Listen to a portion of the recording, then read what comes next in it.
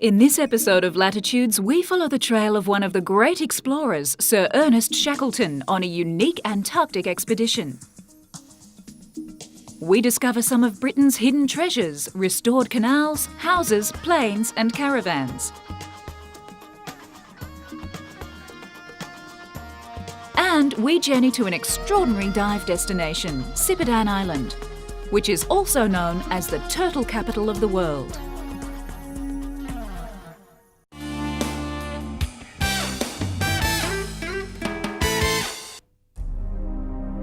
The 1908 Nimrod expedition ended in frustration, 97 miles short of the South Pole and beaten to the landmark by the Norwegian Roald Amundsen. But beyond national prestige and scientific research, there Sir Ernest Shackleton was one of the great explorers of the early 20th century.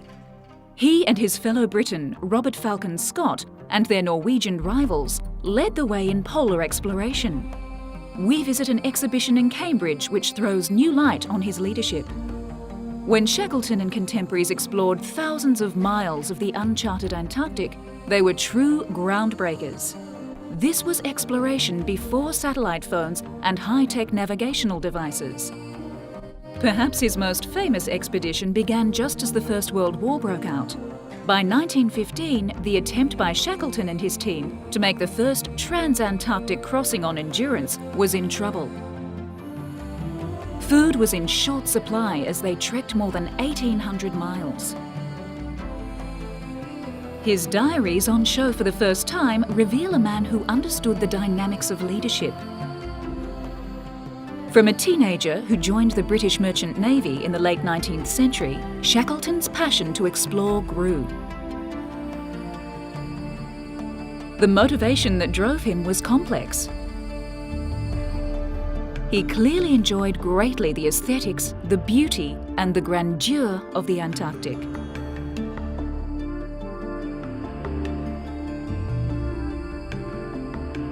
The Ernest Shackleton Odyssey is one of the many unique Antarctic travel journeys offered by Aurora Expeditions. This voyage follows the path of the Odyssey from the northern Weddell Sea, past Elephant Island and across the Scotia Sea to the southwestern side of South Georgia.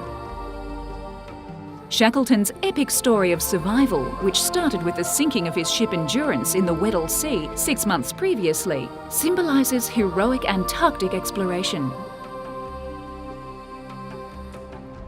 Here, the expedition visits Shackleton's Memorial Cross at Cumberland Bay. The expedition also got close to hundreds of king penguins on the beach.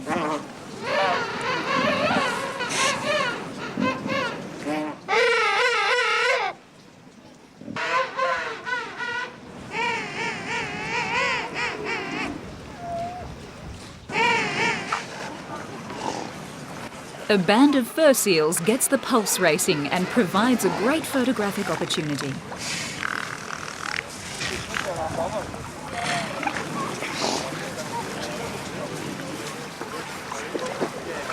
Get out of here. Get out. Get out of here.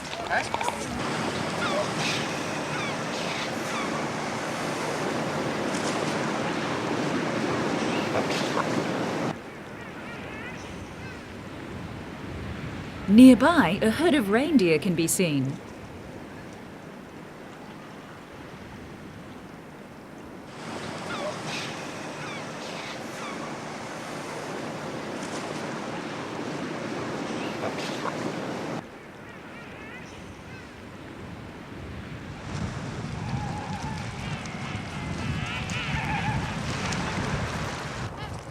Here are nesting gentoos and southern giant petrels.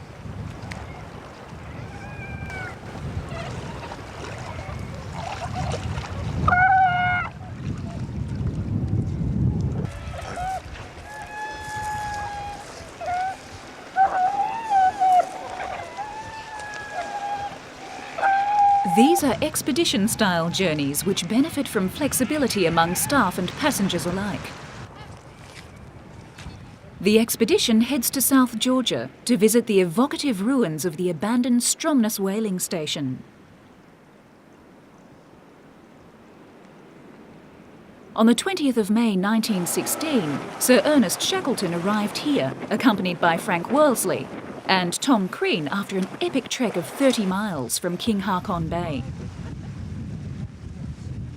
Here they had left 3 comrades with the tiny boat James Caird. In her they had sailed 800 miles from Elephant Island after their ship Endurance had been crushed by ice in the Weddell Sea. This was their first contact with the outside world for 17 months. Now these seals have made it their home.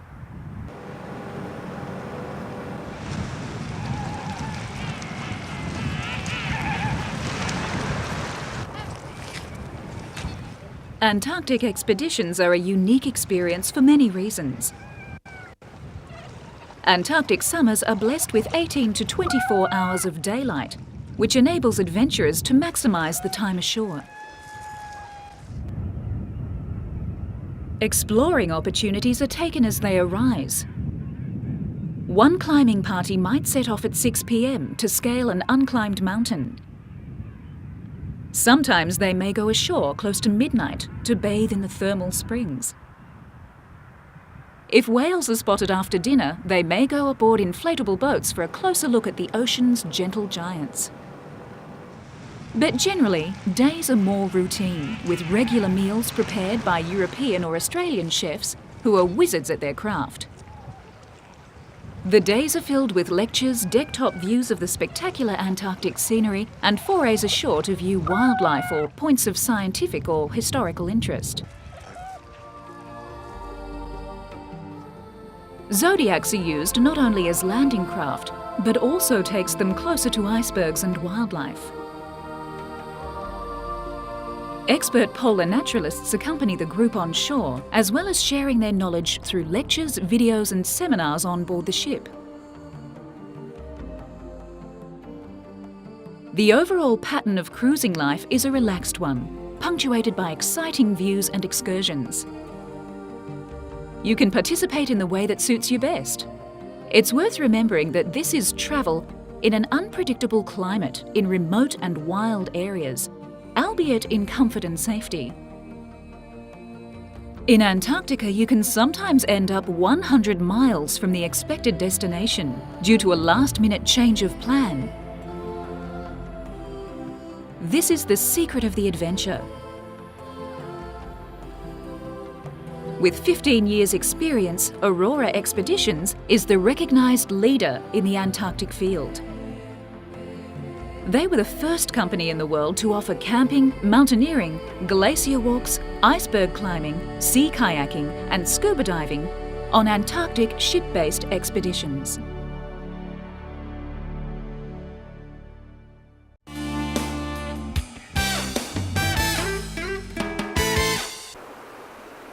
Britain's Cotswold Canals are being restored in a major new project, which has begun to unlock many heritage structures along its lost waterways in England. Originally built for trade purposes, the canals fell into disuse against competition with railways in the 1840s. Now, British Waterways is regenerating Britain's waterways and unlocking their social, economic and environmental potential, as well as showing off hidden treasures from the past. Canals were the lifeblood of the Industrial Revolution. Their importance now is for leisure rather than commercial use, which is why they were built. Leisure, pleasure, and the environment. Canals can encapsulate all of those. By restoring the Cotswold Canals, an important industrial heritage will be preserved. Also, additional visitors to the canal will bring an enormous amount of new tourism spend, which will enable the creation of 16 kilometres of new wildlife habitat. Another great historic English restoration is taking place in Bedfordshire. One of the greatest examples of Georgian architecture in Britain, Moggahanger House, has been restored to its original state after 2 centuries of different uses and alterations. The Preservation Trust has spent millions of pounds bringing the house, built by Georgian architect Sir John Soane in the 1790s, back to its original beauty. The house was purchased for £1, but the cost of buying the whole estate and restoring the house is now climbing towards £7 million. Luckily for its new owners, the Preservation Trust and the general public, the Lottery Heritage Fund and other bodies agree this John Soane house is worth restoring. Though still very much a building site, people have already taken advantage of Heritage Open Day to view the house and original features workmen have uncovered. The Trust hopes this public interest, together with tourism and business use, will provide the means to ensure future upkeep of the house. There is also hotel accommodation, with 25 ensuite bedrooms plus conference facilities. Whilst in England, we visit the Imperial War Museum, which houses many military aircraft from the past. It had been preparing for a Living Legends air show, featuring some 60 aircraft. But the preparations also led to a unique renewal of acquaintances between man and machine. This is a rare Hawker Nimrod built in 1931, the only complete airworthy example of its kind of aircraft in the world. And this is the man who flew it before the outbreak of World War II, 92-year-old Air Vice Marshal Geoffrey Eveley. Air Vice Marshal Eveley last flew this plane in 1937. He read in the Aeroplane magazine that this particular plane had been resurrected, and he realised that he was the pilot. This Nimrod was the first Fleet Air Arm's primary fighter in the 1930s, and S-1581 served on the warship HMS Glorious in the Mediterranean. For one old man, this brought back some stirring memories. The Flying Legends show also features an old German biplane, still strong and capable of performing to the crowds. Flying fortresses, Dakotas and Hurricanes. And no aircraft exhibition would be complete without the most famous of them all, the Spitfire. A classic fighting machine on and off the ground. Almost as impressive as the veterans who flew in those days. Also in England, and a great attraction to visit, is the Caravan and Outdoor Leisure Show. It highlights the growing interest in such pursuits. With more British residents choosing caravan holidays, it's a booming industry worth around £1 billion to the UK economy. At the Caravan and Outdoor Leisure Show in London, manufacturers of caravans and motorhomes are doing brisk trade. Despite the growth in overseas travel, it seems more and more Britons prefer to holiday at home. They are great, safe environments to enjoy. Today's caravans are a far cry from the past. On board, there's every luxury available. The UK's biggest caravan and motorhome manufacturer sells 30,000 caravans and 8,000 motorhomes a year, with home demand pushing up the sales. For those with a big budget, the Cloudliner may be the answer. They sell around 100 in the UK each year. The motorhome starts at £155,000. That's for the model on show, but it can be custom made.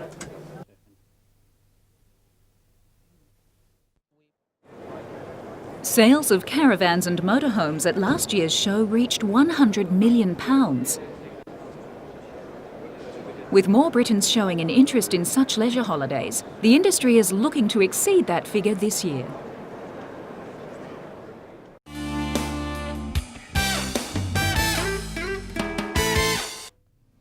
On this diving adventure, we visit Sipadan Island, which lies in Sulawesi Sea off the northeastern coast of Borneo in Malaysia. Being designated as a World Heritage Site, it possesses one of the most unique marine ecosystems in the world. Parading such pelagic fishes as barracuda, buffalofish, jack, shark and manta ray, as well as an abundant richness of hard and soft corals. Sipadan Island is also known as the turtle capital of the world. Diving on Sipadan was pioneered by Borneo divers. Above the water, it's just a tiny 40-acre spot of jungle with a white sandy beach. But below the water, Cyprian's vertical topography and abundant marine life make it one of the world's most desired destinations. Diving at Cyprian is not rated as the best in the world without good reason. The waters are calm and warm, visibility is generally good, and the quantity and variety of marine life is astounding. No Cyprian dive site is more than a 5-minute boat ride from the resort. It's a little like a liveaboard with a beach. Cyprian is famous for its wall diving. Walls surround 90% of the island, and most are sheer drops that extend out of sight into the blue depths. While most divers are very impressed with the quantity of large marine life at Cyprian, it is a haven for tiny creatures as well. If you take the time to look away from the larger inhabitants and concentrate on the close-up view of the reefs and walls, you'll find a myriad of rare creatures to entertain you. If you're a photographer, you'll wish you had 2 cameras with you. One for wide angle and one for macro. Virtually every site at Cyprian is good for both large and small subjects. The Turtle Cavern is located on the drop-off in front of Borneo Divers Resort. Its massive opening on the wall leads to a huge room extending over 65 metres back into the island. The first surprise is the sheer size of the cavern that is literally right under the resort. The second surprise is the skeletal remains of turtles which have lost their way in the cavern at night and drowned while trying to find the way out for air. The cavern was exposed to air during the last ice age when the sea level was lower, so it has the stalactites and stalagmites in the far reaches. At Cyprian, turtle sightings are so commonplace that they're taken for granted by divers after their first day. So enthusing about turtles immediately marks you out as a new arrival. Throughout the year, turtles can be seen on nearly every dive, sometimes every few yards. And since turtles spend much of their time in the shallows, they're easy to snorkel with too. The lazy observer can sit on the end of the jetty watching turtles swim by just below the surface, occasionally surfacing to breathe. Turtles rest on the reef top or on the ledges beneath coral overhangs, though they can often be seen cruising along the reef edge. Large remoras may attach themselves to turtles and act as cleaners, removing various external parasites. Mating takes place at the surface, often an ungainly procedure involving much rolling about and waving of flippers as the amorous male tries to mount the female. A pair have been even momentarily mistaken for a diver in distress. Of the 7 species of sea turtles in the world, at least 3 occur in Cyprian: the abundant green turtle, the hawksbill, and an occasional Pacific or olive ridley.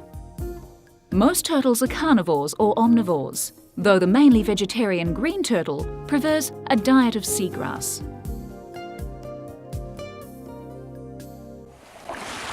The female turtle comes ashore to lay her eggs and laboriously hauls her heavy body up the beach at night, using her foreflippers, which leave tracks like tyre marks in the sand, varying according to species.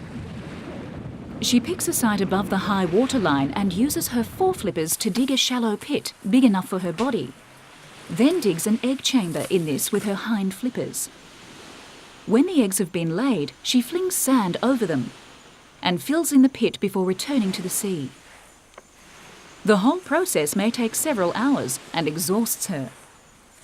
Turtles are very sensitive to disturbance until after they've started to lay their eggs and should not be approached at any stage. Once they have committed themselves to egg laying, they pay scant attention to anything else and can be viewed if proper care is taken. The green turtle nests on Cyprian and has many other nesting grounds in sites as far-flung as Turkey and Costa Rica in Central America. Research there has provided useful information about the movements of turtles, but much of the turtle's life at sea, particularly the first year after hatching, remains a mystery. Newly hatched turtles are vigorous and energetic, but only a few survive the initial scramble down the beach and out over the reef without being snatched up and eaten by birds or crabs on land and by fish in the water. They usually leave the nest en masse at dusk, when they stand the best chance of survival, being least visible. Having survived all the hazards of infancy to reach maturity, the adult animal has the advantage of size against most predators, but can fall victim to sharks. A regular feature on the island is the early evening release of baby turtles into the sea by the appointed Borneo Divers staff member. The biggest threat to turtles comes from commercial exploitation. Not only are eggs taken for food, but adults are taken for their meat and shells, and this frequently involves extremely cruel practices. Despite the large numbers of certain species in some areas, the balance of their existence is delicate. Even large populations can be vulnerable. And without sufficient protection, other populations are dwindling. Borneo Divers has led the way in marine and land conservation on Sipadan, particularly with respect to the green turtle and hawksbill turtle population. They were responsible for co-sponsoring the first environmental studies by the University of Malaysia and the first turtle research program by the WWF in 1990. Through Borneo Divers' direct intervention, the turtle population in Sipadan is thriving, as divers can witness for themselves. And local fishermen, with their outlawed fishing practices, now leave Sipadan alone. Sipadan is a turtle sanctuary, and they are protected under Malaysian law. The turtles and diverse marine life make Sipadan Island an absolutely astounding dive destination.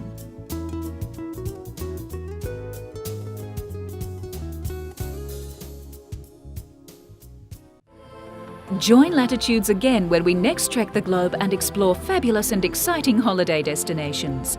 For further information regarding any story on this episode, log on to www.pbtv.com.au. This program is proudly supported by PATA and Always Dive Australia.